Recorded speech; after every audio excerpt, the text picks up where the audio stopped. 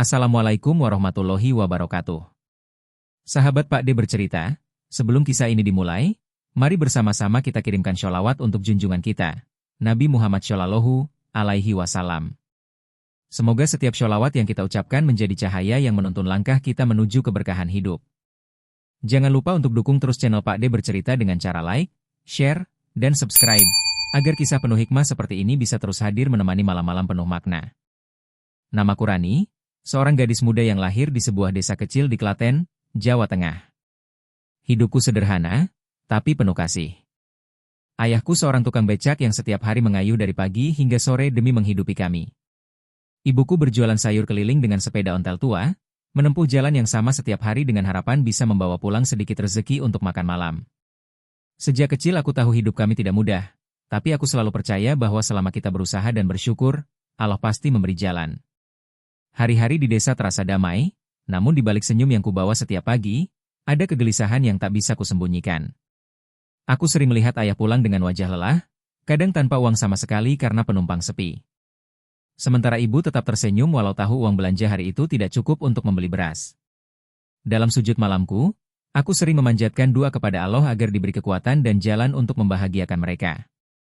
Sampai suatu hari, sebuah kabar datang dari tetangga yang baru pulang dari Arab Saudi. Ia bercerita bahwa bekerja di sana sebagai pembantu rumah tangga bisa menghasilkan gaji besar, bahkan cukup untuk membangun rumah dan menyekolahkan anak-anak. Sejak hari itu pikiranku terus gelisah. Aku ingin membantu keluarga, ingin membuat ayah dan ibu berhenti bekerja keras di usia tua mereka. Meski aku masih muda, keinginan itu tumbuh begitu kuat di dalam hati. Setelah berdoa dan berdiskusi dengan orang tua, akhirnya mereka mengizinkan aku berangkat. Waktu itu aku masih ingat jelas bagaimana air mata ibu menetes ketika menyiapkan pakaian untukku. Jaga diri baik-baik, nak, katanya lembut sambil menggenggam tanganku. Kalau rindu, jangan menangis. Cukup doa kepada Allah supaya kita selalu dijaga. Kata-kata itu terus terngiang di telingaku bahkan sampai hari ini. Hari keberangkatanku tiba. Subuh itu langit di atas desa masih gelap, hanya terdengar suara jangkrik dan kokok ayam bersahutan. Aku memeluk ibu erat, lalu mencium tangan ayah dengan hati yang bergetar. Mereka berdua tersenyum, tapi aku tahu senyum itu penuh duka. Di terminal, aku menatap bus yang akan membawaku menuju bandara dengan dada sesak. Aku tak pernah naik pesawat sebelumnya, tak pernah pergi sejauh itu dari rumah. Namun aku harus kuat. Di dalam hati, aku berjanji kepada Allah, apapun yang terjadi di negeri orang nanti, aku tidak akan menyerah. Aku akan bekerja dengan jujur, sabar, dan penuh tanggung jawab demi orang-orang yang kucintai. Perjalanan ke Jakarta terasa panjang, tapi pikiranku lebih jauh lagi, membayangkan kehidupan di negeri yang bahkan belum pernah kulihat. Aku bertemu dengan banyak calon TKW lain di penampungan. Ada yang menangis, ada yang tertawa menutupi takut, tapi aku hanya diam. Dalam diam itu, aku berbicara kepada Allah dalam hati, memohon agar langkah ini membawa kebaikan, bukan penderitaan. Saat pesawat lepas landas, aku menatap keluar jendela. Lampu kota Jakarta terlihat seperti lautan bintang yang perlahan hilang di telan awan. Di detik itu aku sadar, hidupku baru saja berubah. Aku bukan lagi gadis desa yang hanya bermimpi di bawah langit sawah, tapi seorang perempuan yang berani melangkah menjemput takdirnya. Aku tak tahu apa yang menungguku di tanah Arab nanti. Tapi aku percaya, Allah tidak pernah salah menempatkan hambanya. Dan mungkin, dari perjalanan ini, Allah sedang menuliskan kisah indah yang kelak membuatku memahami arti perjuangan, cinta, dan takdir yang sesungguhnya. Setelah menempuh perjalanan panjang berjam-jam di dalam pesawat, akhirnya roda pesawat yang kutumpangi menyentuh landasan di Riyadh. Saat pintu pesawat terbuka, udara panas padang pasir langsung menyapa wajahku, membuat napasku terasa berat. Aku menatap sekeliling, bangunan tinggi menjulang, orang-orang berbicara dengan bahasa yang tak ku mengerti, dan suara adzan dari kejauhan terasa begitu berbeda, menggema di antara gedung-gedung besar. Saat itu aku sadar, aku benar-benar berada di negeri orang. Di bandara, aku dijemput oleh seorang pria yang mengenakan gamis putih panjang dan sorban. Ia memperkenalkan diri sebagai sopir keluarga majikanku. Tanpa banyak bicara, ia mengajakku masuk ke mobil besar berwarna hitam yang berpendingin-dingin. Dalam perjalanan menuju rumah majikan, aku hanya bisa diam sambil memandangi pemandangan gurun yang luas dan jalan raya tanpa pepohonan. Hati kecilku bergetar, antara takut dan harap. Aku memohon dalam hati agar Allah menjagaku dan menuntun langkahku agar tetap berada di jalan yang benar. Rumah tempatku bekerja ternyata sangat besar, jauh lebih megah dari yang pernah kubayangkan. Lantainya berkilau, lampu kristal menggantung di langit-langit tinggi, dan aroma parfum mahal memenuhi setiap ruangan. Aku bertemu dengan majikanku, seorang pria parubaya bernama Syekh Omar, yang dikenal kaya dan disegani di daerah itu. Ia tinggal bersama anak perempuannya yang masih kecil, Laila, setelah istrinya meninggal dunia beberapa tahun lalu. Wajah Syekh terlihat tegas, tapi sorot matanya lembut. Ia hanya mengangguk singkat saat melihatku pertama kali, lalu menyuruh pembantunya yang lain menunjukkan kamarku dan menjelaskan pekerjaan yang harus kulakukan. Malam itu aku duduk di tepi tempat tidur, memandangi langit-langit kamar yang begitu mewah, tapi hatiku terasa sepi. Aku memeluk bantal dan meneteskan air mata diam-diam. Aku rindu rumah, rindu suara ibu yang selalu membangunkanku untuk sholat subuh, rindu aroma tanah basah di pagi hari, dan rindu suara ayah yang memanggilku dengan lembut setiap kali aku membantu mencuci becaknya. Hari-hariku di rumah majikan dimulai sejak fajar menyingsing. Aku menyiapkan sarapan, membersihkan lantai, menyetrika pakaian, dan kadang membantu memasak untuk keluarga. Semua kulakukan dengan sabar dan sungguh-sungguh. Meski lelah, aku tidak pernah mengeluh, karena setiap kali mengingat wajah orang tuaku, semangatku kembali tumbuh. Laila, anak majikanku, adalah gadis kecil yang manis dan cerdas. Ia sering mengikutiku ke dapur, menatapku dengan rasa ingin tahu, lalu memintaku menceritakan tentang Indonesia. Aku bercerita tentang sawah, tentang hujan yang membuat bau tanah harum, dan tentang malam yang ditemani suara jangkrik. Kadang ia tertawa, kadang ia berbisik, aku ingin ke sana suatu hari. Dalam kebersamaan kecil itulah aku mulai merasa tidak terlalu sendiri. Syekh Omar jarang berbicara denganku, tapi aku tahu ia memperhatikan. Setiap kali aku menyelesaikan pekerjaan dengan baik, ia akan mengucapkan terima kasih dengan nada datar tapi tulus. Suatu hari, ketika aku menyiapkan teh di ruang tamu, ia berkata pelan, "Kamu bekerja dengan hati." Kalimat itu sederhana, tapi membuat dadaku hangat. Aku menunduk dan membalas lirih, "Saya hanya ingin melakukan yang terbaik, Tuan." Sejak saat itu, aku merasa ada rasa hormat yang tumbuh di antara kami.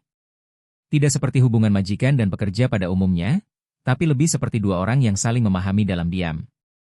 Namun meski semuanya terlihat baik, kadang aku merasa dunia ini terlalu sunyi. Di malam hari, setelah semua pekerjaan selesai, aku menatap jendela kamarku yang menghadap ke taman. Angin padang pasir bertiup pelan, membawa debu dan kesepian bersamanya. Disitulah aku menutup mata, menengadahkan tangan, memanjatkan doa kepada Allah agar memberikan kekuatan untuk terus bertahan, karena aku tahu perjuangan ini baru saja dimulai. Aku berjanji pada diri sendiri, tak peduli seberapa jauh aku dari rumah, aku akan tetap menjaga nama baik keluargaku dan tetap menjadi perempuan yang kuat, yang percaya bahwa setiap langkah yang kuambil di tanah orang ini adalah bagian dari rencana Allah yang penuh makna. Hari-hari terus berjalan dengan rutinitas yang sama, namun suasananya perlahan berubah. Aku mulai terbiasa dengan ritme rumah besar itu, dengan perintah yang harus cepat dijalankan dan waktu istirahat yang kadang terasa singkat. Meski begitu, aku selalu berusaha menjaga hati agar tetap ikhlas, karena setiap tetes keringat yang keluar adalah bentuk perjuangan untuk orang tua di kampung. Syekh Omar masih seperti biasanya, tegas, pendiam, dan penuh wibawa. Namun di balik ketegasannya itu, aku mulai melihat sesuatu yang berbeda. Ada sisi lembut yang jarang ditunjukkan kepada siapapun. Suatu malam, saat hujan turun deras dan petir menggelegar di luar jendela, listrik tiba-tiba padam. Laila menjerit ketakutan dan berlari ke arahku, memelukku erat sambil menangis. Aku menenangkannya, mengusap rambutnya dengan lembut sambil melantunkan ayat-ayat pendek yang kuingat dari masa kecilku. Di tengah kegelapan itu, tanpa kusadari, Syekh berdiri di ambang pintu, memperhatikan kami dengan tatapan yang sulit kutafsirkan. Sejak malam itu, sikap Syekh mulai berubah. Ia lebih sering menyapaku, menanyakan kabar, bahkan sesekali memuji masakanku. Awalnya aku merasa canggung, tapi lama-lama aku mulai terbiasa. Aku masih memanggilnya dengan penuh hormat, namun nada suaranya terhadapku kini terdengar lebih hangat. Pernah suatu pagi, saat aku menyapu halaman, ia datang membawa secangkir teh. "Ini untukmu," katanya singkat. Aku terkejut, karena belum pernah seorang majikan melakukan hal seperti itu untuk pembantunya. Aku menunduk, menerimanya dengan tangan gemetar, dan mengucap terima kasih. Syekh hanya tersenyum kecil sebelum berlalu. Sejak hari itu, aku mulai menyadari bahwa di balik wajah seriusnya, ada hati yang penuh kasih sayang, terutama ketika ia berbicara tentang anaknya. Ia sering duduk di taman sambil memandangi Laila bermain, wajahnya berubah lembut setiap kali mendengar tawa kecil anak itu menggema di halaman. Namun perubahan ini justru membuat hatiku bergejolak. Aku mulai merasa berbeda setiap kali berada di dekatnya. Ada sesuatu di dadaku yang sulit kujelaskan. Aku mencoba menepis perasaan itu, berusaha meyakinkan diri bahwa aku hanyalah seorang pekerja, tak pantas berharap lebih. Tapi setiap kali Syaikh berbicara dengan nada tenang dan penuh perhatian, dinding yang berusaha aku bangun di dalam hatiku perlahan runtuh. Dalam setiap tatapan matanya, aku merasakan ketulusan yang membuatku takut sekaligus hangat. Aku tahu perasaan seperti ini tidak seharusnya ada, tapi hati tidak bisa diajak berunding. Suatu sore, ketika aku sedang menjemur pakaian di halaman belakang, Syaikh datang menghampiri. Ia membawa bunga kecil di tangannya dan berkata, "Laila memetik ini untukmu." Aku tersenyum, namun mataku tiba-tiba terasa panas. Di dunia yang begitu jauh dari rumah, ada seseorang yang memperlakukan aku bukan hanya sebagai pekerja, tapi sebagai manusia yang juga berhak disayangi. Malam itu aku berbaring di tempat tidur sambil menatap langit-langit, memikirkan semua hal yang terjadi. Aku tahu bahwa hubungan kami tidak bisa lebih dari sekadar rasa hormat, tapi di dalam hatiku yang paling dalam, aku tak bisa memungkiri bahwa sosok itu telah mengisi ruang kosong yang selama ini hanya kuisi dengan kerinduan pada keluarga. Aku lalu memanjatkan doa dalam diam, memohon kepada Allah agar menjaga hatiku dari rasa yang salah. Aku berdoa agar diberi kekuatan untuk tetap ikhlas dan tidak melupakan tujuan utamaku datang ke negeri ini, bekerja demi orang tuaku, bukan untuk mencari cinta. Tapi entah mengapa, setiap kali aku berdoa agar perasaan ini hilang, justru semakin kuat aku merasakan kasih yang sulit kujelaskan. Mungkin Allah sedang mengujiku dengan cara yang berbeda, bukan dengan penderitaan, tapi dengan kebahagiaan yang harus kutahan agar tidak berubah menjadi dosa. Aku tidak tahu bagaimana akhir dari semua ini, tapi aku percaya, setiap rasa yang Allah tanamkan dalam hati manusia selalu memiliki alasan. Entah untuk menguatkan, menyadarkan, atau mengantarkan kita pada takdir yang sudah tertulis jauh sebelum langkah kita dimulai. Waktu berjalan begitu cepat. Tanpa kusadari, sudah hampir setahun aku bekerja di rumah besar itu. Dari awalnya penuh ketakutan dan canggung, kini aku mulai merasa rumah itu seperti bagian dari hidupku. Setiap sudutnya sudah akrab di mataku, setiap langkahku seolah tahu arah tanpa harus berpikir. Tapi di balik senyum yang selalu kuperlihatkan kepada Laila dan Syaikh Omar, ada sesuatu yang tak pernah benar-benar hilang. Sebuah luka yang berusaha kututupi dengan kerja keras dan kesabaran. Luka itu berasal dari masa laluku, dari seseorang yang dulu kucintai sepenuh hati, namun meninggalkanku tanpa penjelasan. Aku dulu pernah dijodohkan dengan seorang pria di desaku, seorang pemuda yang dijanjikan akan menikahiku sebelum aku berangkat ke luar negeri. Namun segalanya berubah ketika ia tahu aku hendak menjadi TKW. Ia bilang, perempuan yang bekerja di negeri orang terlalu berani, terlalu bebas, dan tidak pantas dijadikan istri. Kata-kata itu menancap di dadaku seperti duri. Aku berangkat ke Arab bukan hanya karena ingin membantu keluarga, tapi juga untuk melupakan luka itu, berharap angin gurun bisa menghapus kenangan pahit di hatiku. Namun kini, setiap kali aku melihat Syaikh Omar memperlakukan Laila dengan kasih sayang, hatiku terasa hangat. Aku sering melihat ia berdiri di balkon, menatap matahari terbenam dengan pandangan jauh. Di balik ketegasan dan wibawanya, ada kesepian yang kurasakan. Kadang, aku ingin bicara padanya tentang hal-hal sederhana, tentang bagaimana indahnya langit sore di Jawa, tentang aroma kopi di warung desa, atau tentang tawa ibu ketika mendengar suara ayam berkokok pagi-pagi. Tapi tentu aku tidak bisa. Ada batas yang harus kujaga. Aku hanya pekerja, dan ia adalah majikanku. Namun semakin aku berusaha menjaga jarak, semakin hatiku terasa gelisah. Ada sesuatu dalam dirinya yang membuatku merasa aman, seolah kehadirannya adalah tempat berlindung yang selama ini tak kumiliki. Suatu malam, ketika aku sedang menidurkan Laila, gadis kecil itu memelukku erat dan berkata lirih, "Kamu seperti ibu." Kalimat sederhana itu membuat hatiku bergetar. Setelah Laila tertidur, aku duduk di tepi ranjangnya, menatap wajah polosnya yang tenang. Aku menyadari bahwa rasa kasih sayangku kepada anak kecil itu bukan lagi sekadar rasa sayang seorang pengasuh, tapi seperti naluri seorang ibu yang ingin melindungi dan mencintai tanpa pamrih. Dari situlah perasaanku pada Syaikh semakin rumit. Aku mulai melihatnya bukan hanya sebagai atasan, tapi sebagai seseorang yang melengkapi kekosongan hidupku, seorang ayah bagi Laila, sekaligus sosok yang tanpa sadar menumbuhkan cinta di hatiku. Aku sering menatap cermin setiap pagi sambil bertanya pada diri sendiri, apakah aku berdosa jika mulai menyukai majikanku? Pertanyaan itu terus menghantui, membuat malam-malamku penuh kegelisahan. Aku takut rasa ini membuatku melupakan batas. Maka setiap malam sebelum tidur, aku menengadahkan tangan, memanjatkan doa kepada Allah agar menjaga hatiku tetap bersih. Aku berdoa agar rasa ini tidak menjerumuskanku, tapi menguatkanku untuk tetap berbuat baik. Namun semakin aku berdoa agar perasaan ini pergi, semakin dalam ia tumbuh di dadaku. Mungkin karena cinta bukan sesuatu yang bisa dikendalikan dengan logika, apalagi dihapus dengan air mata. Kadang aku ingin menulis surat kepada ibu, menceritakan semuanya, tapi aku takut ia kecewa. Baginya, aku harus fokus bekerja, bukan jatuh cinta. Maka rahasia ini kusimpan rapat di dalam hati, menjadi beban yang tak terlihat tapi berat kurasakan setiap kali menatap wajah Syaikh yang penuh ketenangan itu. Aku tahu, perbedaan kami begitu besar. Ia datang dari keluarga bangsawan Arab, sedangkan aku hanya gadis desa dari Klaten. Tapi di hadapan Allah, bukankah hati setiap manusia sama? Bukankah cinta yang tulus juga bagian dari takdir yang tidak bisa dipilih? Aku tidak tahu bagaimana akhir dari perasaan ini. Aku hanya tahu, setiap kali aku berdoa agar dijauhkan dari rasa yang salah, aku justru semakin yakin bahwa perasaan ini bukan sekadar kagum, tapi panggilan hati yang tak bisa dijelaskan. Mungkin Allah sedang menyiapkan sesuatu di balik semua ini, sesuatu yang belum ku mengerti saat ini, tapi kelak akan kuterima dengan penuh syukur dan keikhlasan. Maka malam itu, di bawah cahaya redup lampu kamar, aku menutup mata sambil berbisik lirih, "Ya Allah, jika cinta ini memang salah, maka tolong kuatkan aku untuk melupakannya. Tapi jika Engkau menulisnya dalam takdirku, maka tuntunlah aku agar tetap berjalan di jalan yang Engkau ridhoi." Hari itu matahari bersinar terik di atas langit Riyadh ketika semuanya mulai berubah.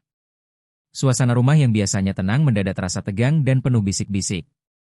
Keluarga besar Syaikh datang berkunjung, beberapa di antara mereka adalah saudara jauh dan kerabat dari pihak almarhum istrinya. Aku berusaha tetap bersikap profesional seperti biasa, menyiapkan teh dan hidangan di ruang tamu sambil menunduk sopan. Tapi sejak aku masuk membawa nampan, aku bisa merasakan tatapan-tatapan tajam yang diarahkan kepadaku. Tatapan yang membuatku merasa kecil, seolah kehadiranku di rumah itu adalah sebuah kesalahan besar. Syaikh memperhatikanku dari kejauhan, tapi kali ini raut wajahnya tampak kaku, seolah ada sesuatu yang ingin ia sembunyikan. Aku menunduk dalam-dalam, menaruh cangkir satu persatu di hadapan mereka sambil berdoa dalam hati agar Allah memberiku kesabaran menghadapi apapun yang akan terjadi. Setelah tamu-tamu itu selesai makan, aku berpamitan untuk kembali ke dapur, namun langkahku terhenti ketika salah satu dari mereka, seorang perempuan parubaya yang ternyata adalah kakak ipar Syaikh, menatapku dengan sinis dan berkata dengan suara yang cukup keras untuk didengar semua orang. "Jadi ini dia pembantu yang katanya membuatmu berubah, Omar?" Semua orang menoleh padaku. Aku tertegun, darahku serasa berhenti mengalir. Aku tidak tahu harus berkata apa, hanya menunduk dengan wajah memanas. Syaikh menatap wanita itu dengan tajam, tapi belum sempat ia menjawab, perempuan itu melanjutkan, "Kamu terlalu baik pada orang asing. Apa kamu lupa siapa kita?" Kalimat itu terasa seperti cambuk yang menghantam hatiku.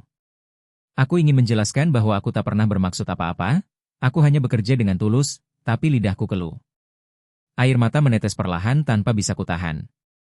Setelah tamu-tamu itu pergi, suasana rumah menjadi sunyi. Aku menunduk di dapur sambil mencuci piring, namun tanganku gemetar. Syaikh datang menghampiri, suaranya pelan tapi tegas, "Rani, jangan tangisi," kata orang. "Aku tahu siapa dirimu." Aku mencoba tersenyum, tapi suaraku bergetar saat menjawab, "Saya takut membuat Tuan malu. Saya hanyalah pembantu, tidak pantas disebut-sebut oleh keluarga besar Tuan." Ia menggeleng, lalu berkata dengan nada dalam, "Tidak ada manusia yang lebih tinggi atau rendah di hadapan Allah. Aku melihat hatimu, bukan asalmu." Kalimat itu membuat dadaku sesak oleh rasa haru. Aku tak tahu harus menjawab apa, hanya menunduk dan menahan air mata agar tidak jatuh lagi. Di dalam hati, aku berdoa kepada Allah agar menguatkan langkahku, karena aku tahu hidupku di rumah ini tak akan pernah sama lagi. Sejak hari itu, gosip mulai beredar di kalangan para pembantu lain dan tetangga sekitar. Mereka berbisik-bisik setiap kali aku lewat. Ada yang memandangku dengan rasa ingin tahu, ada pula yang menatap dengan sinis. Aku mencoba mengabaikan semuanya, tapi setiap malam aku menangis dalam diam. Aku takut kehilangan pekerjaanku, takut Syaikh berubah pikiran karena tekanan keluarganya. Namun yang terjadi justru sebaliknya. Syaikh semakin menunjukkan perhatian, bukan dengan kata-kata manis, tapi dengan tindakan kecil yang membuat hatiku bergetar. Ia mulai membantuku memeriksa kebutuhan dapur, menanyakan apakah aku sudah makan, bahkan memastikan aku punya waktu istirahat yang cukup. Semakin ia menunjukkan kebaikan, semakin aku merasa bersalah. Aku takut perasaanku pada Syaikh adalah ujian, dan aku tidak ingin jatuh ke dalam dosa karena cinta yang tidak semestinya. Malam-malamku dipenuhi kebimbangan. Aku duduk di sajadah, menatap jendela kamar yang terbuka ke arah langit gurun yang gelap. Angin malam masuk membawa dingin dan kesunyian. Di bawah cahaya lampu redup, aku memanjatkan doa kepada Allah, memohon agar diberi petunjuk. Aku tidak meminta cinta, aku hanya ingin keikhlasan. Tapi di dalam doa itu, tanpa sadar aku memohon agar Allah menjaga hati Syaikh dari kebencian orang-orang di sekitarnya. Aku tahu, dunia mungkin tidak akan pernah menerima hubungan antara seorang bangsawan Arab dan perempuan desa dari Jawa Tengah. Tapi di dalam hati kecilku, aku juga tahu bahwa cinta yang tulus tidak mengenal perbedaan. Aku hanya bisa pasrah, karena hidupku kini sepenuhnya berada di bawah rencana Allah. Jika ujian ini datang untuk menguji keteguhan hatiku, maka aku akan menjalaninya dengan sabar, karena aku percaya di balik setiap kesedihan, Allah pasti menyimpan kebahagiaan yang belum waktunya aku rasakan. Pagi itu berbeda dari biasanya. Udara terasa lebih tenang, seolah angin gurun pun ikut menunduk dalam diam. Aku mengenakan abaya putih sederhana yang dipinjamkan oleh Laila, sedangkan Syaikh Omar duduk di ruang tengah bersama dua saksi dan seorang imam yang datang dengan senyum penuh kebijaksanaan. Tidak ada bunga, tidak ada karpet merah, tidak ada pesta. Hanya meja kecil dengan secangkir teh yang masih mengepul dan hati yang bergetar hebat. Aku tidak pernah menyangka hidupku akan sampai di titik ini. Seorang gadis desa dari Klaten, yang dulu berangkat ke Arab dengan membawa mimpi sederhana untuk mengubah nasib keluarga, kini duduk bersiap menjadi istri dari majikannya sendiri. Semua terasa seperti mimpi yang tidak pernah kuciptakan. Dalam hatiku aku berdoa kepada Allah agar langkah ini bukan kesalahan, agar ikatan ini membawa kebaikan dan bukan ujian yang tak mampu kupikul. Syaikh menatapku dengan mata yang tenang. Suaranya bergetar saat mengucapkan ijab kabul, tapi setiap kata terdengar jelas dan penuh keyakinan. Di detik itu, air mataku jatuh tanpa bisa kutahan. Aku menunduk, menutupi wajah dengan selendang, tak mampu menatap siapapun. Setelah akad selesai, imam menepuk bahu Syaikh sambil tersenyum, lalu menatapku dan berkata lembut, Allah mempertemukan dua jiwa bukan tanpa alasan. Bersyukurlah, karena cinta yang datang dari keikhlasan akan selalu dijaga olehnya. Kata-kata itu membuat hatiku semakin bergetar. Syaikh mengucapkan hamdalah pelan, lalu menatapku seolah ingin mengatakan banyak hal, tapi hanya satu kalimat yang keluar, mulai hari ini, kamu bukan lagi pekerjaku, Rani. Kamu adalah pendamping hidupku. Aku tak mampu menjawab, hanya menangis dalam diam, memeluk perasaan yang tak pernah terbayangkan sebelumnya. Kabar pernikahan kami menyebar cepat di kalangan tetangga dan keluarga besar Syaikh. Banyak yang terkejut, bahkan menentang. Ada yang berkata aku beruntung, tapi tak sedikit pula yang mencibir, menyebutku wanita licik yang menikahi majikan demi harta. Awalnya aku ingin menjelaskan, tapi Syaikh menenangkanku. Ia berkata, biarkan mereka berbicara, waktu yang akan membuktikan siapa kita sebenarnya. Kalimat itu menenangkan sekaligus membuatku semakin kagum padanya. Ia tidak marah, tidak membela diri dengan kata-kata, hanya bersikap tenang seperti ombak yang menelan batu, diam tapi kuat. Aku belajar darinya bahwa kedewasaan bukan tentang bagaimana membalas hinaan, tapi bagaimana tetap berdiri tegak tanpa kehilangan ketulusan. Hari-hari setelah pernikahan terasa seperti babak baru dalam hidupku. Aku tetap membantu di rumah seperti biasa, tapi kini ada perasaan berbeda setiap kali memanggilnya. Ia memperlakukanku dengan penuh hormat, tidak pernah membiarkan aku merasa rendah. Setiap pagi, kami sarapan bersama Laila di taman kecil belakang rumah. Gadis kecil itu tampak bahagia, bahkan lebih ceria dari sebelumnya. Ia sering memelukku sambil berteriak, "Umi, aku sayang kamu." Setiap kali mendengar itu, hatiku seperti meleleh. Aku tahu, cinta yang tumbuh di rumah ini bukan hanya antara aku dan Syaikh, tapi juga antara aku dan anak kecil yang kini menjadi bagian dari hidupku. Namun, kebahagiaan itu tidak datang tanpa air mata. Ada malam-malam ketika aku duduk sendirian di balkon, menatap langit Riyadh yang dipenuhi bintang. Di sana aku berbicara dengan diriku sendiri, menanyakan apakah aku layak menerima semua ini. Aku memikirkan orang tuaku di Klaten yang belum tahu bahwa aku kini telah menikah. Aku takut mereka tidak bisa menerima kabar ini dengan mudah. Aku pun menulis surat panjang, menceritakan segalanya dengan hati-hati, menjelaskan bahwa pernikahan ini bukan karena ambisi atau harta, tapi karena takdir yang tidak bisa kutolak. Aku menulis sambil menangis, memohon kepada Allah agar melembutkan hati mereka saat membaca kabar dariku. Malam itu, sebelum tidur, aku memandang wajah Syaikh yang tertidur di sampingku. Wajahnya terlihat damai, seperti seseorang yang baru saja menemukan rumah setelah sekian lama tersesat. Aku menatapnya lama, lalu menunduk dan memanjatkan doa dalam hati. Ya Allah, bisikku lirih, aku tidak tahu apa yang menungguku di masa depan. Tapi jika Engkau mengizinkan aku menjadi bagian dari hidupnya, maka jadikanlah aku istri yang bisa membawa ketenangan dan bukan beban. Air mataku kembali jatuh, namun kali ini bukan karena takut atau sedih, melainkan karena rasa syukur yang tak bisa kuungkapkan dengan kata-kata. Aku tahu, perjalanan hidupku masih panjang, dan mungkin akan ada ujian yang lebih berat di depan. Tapi malam itu aku yakin satu hal, bahwa tidak ada cinta yang lebih indah daripada cinta yang tumbuh dari kesabaran, keikhlasan, dan ridho Allah yang Maha Menentukan. Beberapa bulan setelah pernikahan itu, hidupku mulai berjalan lebih tenang. Aku telah menyesuaikan diri dengan peran baruku sebagai istri dan ibu bagi Laila. Hari-hari kami diisi dengan kesederhanaan, sarapan bersama di taman kecil, menemani Laila belajar membaca Al-Quran, dan berbagi cerita kecil sebelum tidur. Namun di balik kebahagiaan yang kurasakan, ada sesuatu yang selalu membuatku bertanya-tanya. Mengapa Syaikh memilih aku, seorang perempuan biasa, untuk menjadi pendamping hidupnya? Ia jarang membicarakan hal itu, seolah menyimpannya rapat di dalam hati. Hingga suatu sore yang tenang, saat matahari mulai turun di balik dinding pasir dan angin berhembus lembut membawa aroma tanah gurun, pertanyaan itu akhirnya terjawab dengan cara yang tak pernah kuduga. Sore itu, aku duduk di halaman rumah sambil menyiapkan teh hangat untuk Syaikh. Laila sedang bermain di taman bersama seekor kucing kecil yang kami pelihara. Syaikh datang menghampiri dengan langkah pelan, lalu duduk di kursi sebelahku. Wajahnya tampak damai, tapi sorot matanya dalam, seperti menyimpan cerita yang lama ingin diungkapkan. Ia menatap jauh ke langit jingga sebelum berkata pelan, "Rani, mungkin kamu tidak tahu alasan sebenarnya aku menikahimu." Aku menunduk, tak berani menatap matanya. Jantungku berdebar, seolah menunggu sesuatu yang berat. Ia melanjutkan dengan suara lirih, "Aku tidak hanya mencintaimu sebagai wanita yang tulus dan sabar, tapi aku juga melihat sesuatu dalam dirimu yang dulu pernah hilang dari rumah ini." Ia berhenti sejenak, lalu menoleh ke arah Laila yang tertawa kecil mengejar kucingnya. "Anakku kehilangan ibunya sejak usia 3 tahun. Sejak itu, rumah ini seperti tidak punya cahaya. Saat aku melihatmu menenangkan Laila di malam ketika listrik padam dulu, aku tahu cahaya itu kembali datang." Air mataku langsung menetes tanpa bisa kutahan. Ternyata alasan Syaikh menikahiku bukan hanya karena rasa cinta, tapi karena ia ingin menghadirkan sosok ibu bagi anaknya.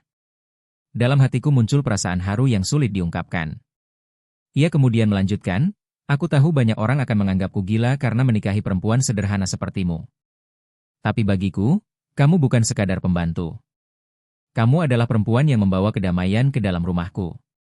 Aku melihat caramu mencintai Laila tanpa pamrih, dan aku sadar, Allah yang menggerakkan hatiku untuk menjadikanmu bagian dari keluarga ini." Kalimat itu membuat seluruh tubuhku gemetar. Aku menunduk, menutup wajah dengan kedua tanganku sambil menangis dalam diam. Aku tidak tahu harus menjawab apa selain bersyukur dalam hati.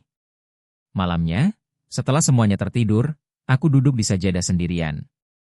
Dalam kesunyian itu aku memanjatkan doa panjang kepada Allah, mengucap syukur atas semua yang telah Ia tuliskan untukku. Aku mengingat perjalanan panjang yang kulalui, dari gadis desa yang berangkat dengan air mata, menjadi pekerja di negeri asing, hingga kini menjadi istri dari seseorang yang tulus mencintaiku bukan karena rupa, melainkan karena hatiku. Aku sadar bahwa setiap kesedihan yang dulu kurasakan ternyata adalah jalan menuju kebahagiaan ini. Setiap luka yang pernah kuterima di masa lalu kini menjadi alasan mengapa aku bisa memahami makna cinta yang sesungguhnya. Cinta yang tidak menuntut balasan, cinta yang tumbuh dari kasih, dari kebaikan, dan dari keikhlasan yang hanya Allah yang tahu. Aku menatap wajah Laila yang tertidur di pangkuanku malam itu, dan perasaan hangat menyelimuti hatiku. Anak kecil itu kini memanggilku, Ummi, dengan penuh kasih. Dan setiap kali ia tersenyum, aku merasa seolah Allah sedang menegaskan bahwa keputusan ini bukan sebuah kebetulan, melainkan bagian dari rencana indahnya. Aku mencium keningnya perlahan dan berbisik, "Terima kasih, Nak, karena lewat kamu, aku menemukan arti dari menjadi seorang ibu." Lalu pandanganku terarah ke wajah Syaikh yang tertidur di seberang ruangan. Aku sadar, Allah tidak pernah salah dalam mempertemukan dua manusia. Kadang Ia mempertemukan bukan karena kesempurnaan, tapi karena dua hati yang sama-sama hancur dan butuh diperbaiki oleh cinta. Dalam hati, Aku berdoa pelan, "Ya Allah, Engkau yang menyatukan kami dengan cara yang tidak pernah kupahami. Aku tidak tahu sampai kapan umurku, tapi selama Engkau mengizinkan aku hidup di sisinya, jadikanlah aku istri yang bisa membawa ketenangan, ibu yang bisa menanamkan kasih, dan hamba yang tidak pernah berhenti bersyukur atas segala nikmat yang Engkau beri." Air mata jatuh membasahi sajadah, tapi kali ini bukan karena kesedihan, melainkan karena keharuan yang dalam. Aku menutup mataku dengan tenang, merasa bahwa untuk pertama kalinya dalam hidupku, aku benar-benar berada di tempat yang Allah kehendaki. Di rumah yang dulunya hanya tempat kerja, kini menjadi rumah yang penuh cinta, kehangatan, dan ketenangan yang tak ternilai. Waktu berjalan begitu cepat. 5 tahun telah berlalu sejak hari pernikahan itu, dan kehidupanku kini terasa jauh berbeda dari dulu.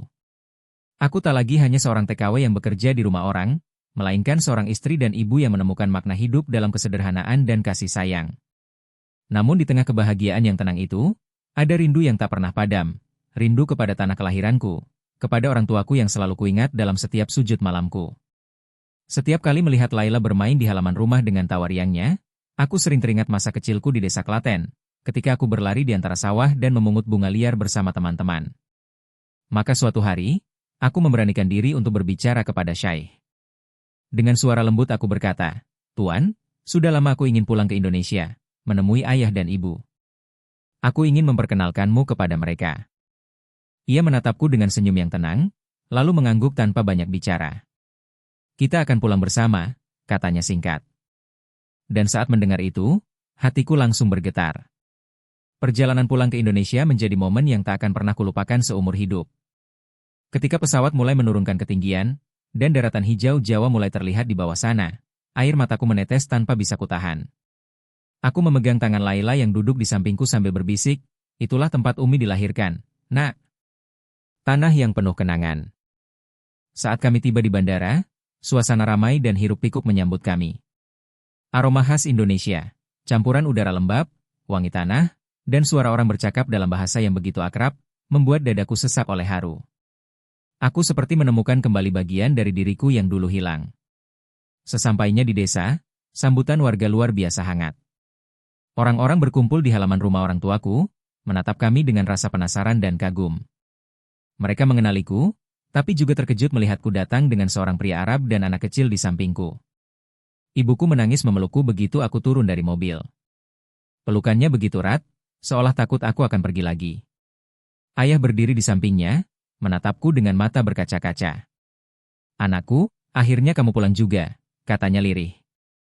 Aku memeluk mereka berdua sambil menangis, dan dalam hati aku berdoa kepada Allah, berterima kasih karena masih diberi kesempatan untuk melihat mereka dalam keadaan sehat. Syaikh menghampiri, menunduk sopan, lalu mencium tangan ayah dan ibuku. "Terima kasih telah melahirkan perempuan sebaik Rani," katanya dengan bahasa Indonesia yang terbata-bata tapi penuh ketulusan. Semua orang terdiam, lalu beberapa meneteskan air mata. Hari-hari setelah kepulangan itu terasa seperti mimpi. Aku berjalan menyusuri jalan kecil yang dulu sering kulewati saat berangkat sekolah. Aku menyapa para tetangga yang kini sudah menua, dan mereka memelukku sambil bercerita bahwa dulu mereka sering mendoakan agar aku selamat di negeri orang.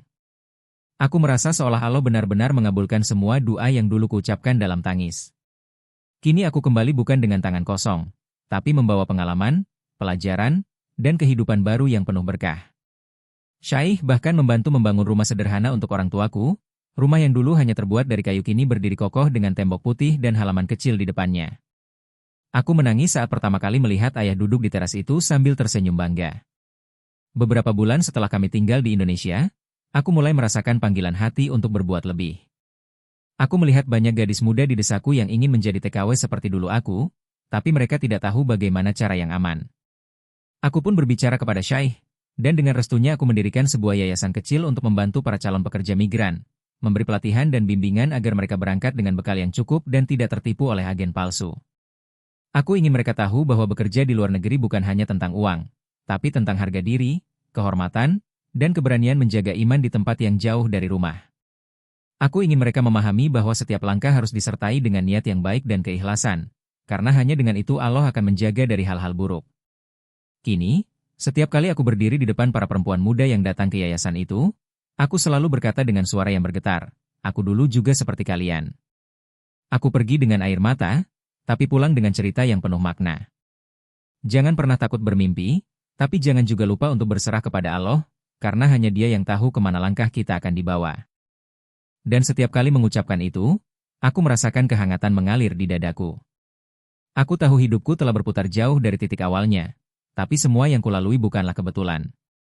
Allah telah menulis kisah ini dengan begitu indah, kisah seorang gadis desa yang berangkat dengan niat tulus, diuji dengan kesepian, dipertemukan dengan cinta, lalu kembali dengan membawa cahaya untuk orang lain. Malam terakhir sebelum kami kembali ke Arab, aku duduk di teras rumah sambil menatap bintang. Udara desa begitu tenang, suara jangkrik terdengar bersahutan di kejauhan. Aku memeluk Laila yang tertidur di pangkuanku dan memanjatkan doa dalam hati. Ya Allah, terima kasih Engkau telah membawa aku sejauh ini, memberi cobaan, lalu menggantinya dengan kebahagiaan. Aku tidak akan pernah melupakan asal-usulku, karena dari tanah sederhana inilah Engkau memulai takdirku. Air mataku mengalir pelan, tapi kali ini bukan air mata sedih, melainkan air mata syukur yang lahir dari hati yang telah mengerti bahwa perjalanan hidup, seberat apapun, akan selalu indah ketika dijalani dengan kesabaran, keikhlasan, dan cinta yang tulus karena Allah.